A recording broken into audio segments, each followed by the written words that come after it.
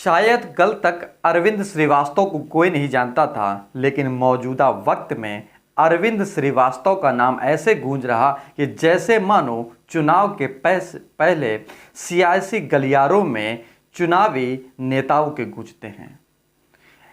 मशहूर अदाकारा, मशहूर अभिनेत्री शिल्पा शेट्टी के पति राज कुंद्रा ने जो पोर्नोग्राफी में एक इंडस्ट्री बनाई, उस इंडस्ट्री में शामिल होने वाले व्यक्ति अरविंद श्रीवास्तव अब भारत में टैगलाइन, या यूं कहें कि भारत में लोग ऐसे सर्च कर रहे हैं कि जैसे मानो कोई आम के पेड़ के नीचे कोई बच्चा आम को टटोलने और पाने की कोशिश करता है। नमस्कार, मैं मौजूद हूं दुर्गेश मिश्रा एक नए मुद्दे के साथ में। साफ और सीधी सरल भाषा में बताएं कि जिस कदर पोर्नोग्राफी यानी कि अश्लील फिल्मों में जो पैसा लगाया और पैसे के साथ साथ साझेदारी करी, या यूं कहें कि हिस्सेदारी करी, या यूं कहें कि सहायता की, अरविंद श्रीवास्तव कौन है ये, कहाँ इन्होंने पढ़ाई की और कहाँ पर ये नौकरी कर रहे थे और किस तरीके की नौकरी कर रहे थे और क्या बोला इनकी माँ ने और क्या बोला इनके पिता ने। इस वीडियो को अंत तक ज़रूर देखिए और समझिए कि आखिरकार अगर आपका पुत्र है, अगर आपका भाई है, अगर आपका बेटा है या बेटी है, किस कदर किस दुनिया में शामिल होते हैं, इस वीडियो में आपको ज़रूर समझाएंगे। बात करें अरविंद श्रीवास्तव की, तो ये एक साफ तौर पर सॉफ्टवेयर इंजीनियर बताया जा रहा था विदेश में।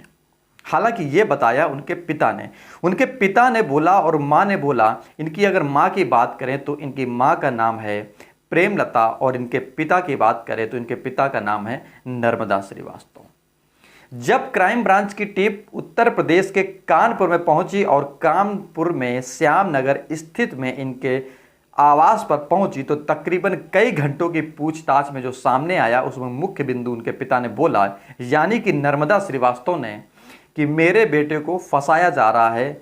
हालांकि 5 लाख रुपए का ट्रांजैक्शन हुआ था, उस ट्रांजैक्शन में मुझको नहीं पता था कि आखिरकार ये रुपए कैसे आए और कहां से आए। हालांकि ये बेटे ने भेजे थे, ये जानकारी थी, लेकिन ये नहीं पता था कि बेटा किस कदर क्या काम कर रहा है। हालांकि उसको बताया गया, यानी कि उसके पिता को बताया गया था कि उसका बेटा एक सॉफ्टवेयर इंजीनियर है और विदेश में रह रहा है मौजूदा वक्त में। हालांकि पिछले 3 सालों से कानपुर में कोई नहीं आया।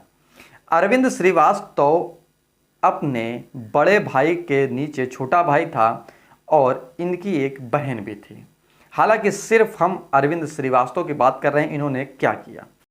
पिता के मुताबिक इनका कहना है कि 2 बेटे और 1 बेटी है। अरविंद सबसे छोटा है। नागपुर से पहले वह जबलपुर ऑर्डिनेंस फैक्ट्री में तैनात थे, यानी कि उनके पिता। अरविंद ने जबलपुर में ही 12वीं तक की पढ़ाई की। उसके बाद उसने भिलाई से बीटेक किया और 2001 में उसने बेंगलुरु में एक HP कंपनी ज्वाइन किया।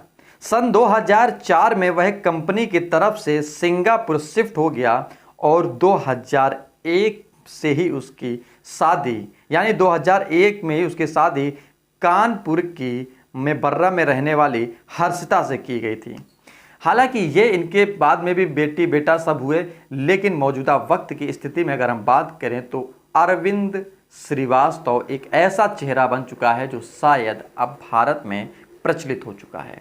इसके बाद अगर हम बात करें तो तकरीबन 90 फिल्म, यानी कि जो राज कुंद्रा और अरविंद श्रीवास्तव के बीच में जो फिल्मों का सौदा हुआ, उसमें तकरीबन 90 फिल्म का लेन देन बाकी था, लगभग 125 से 150 करोड़ के बीच में।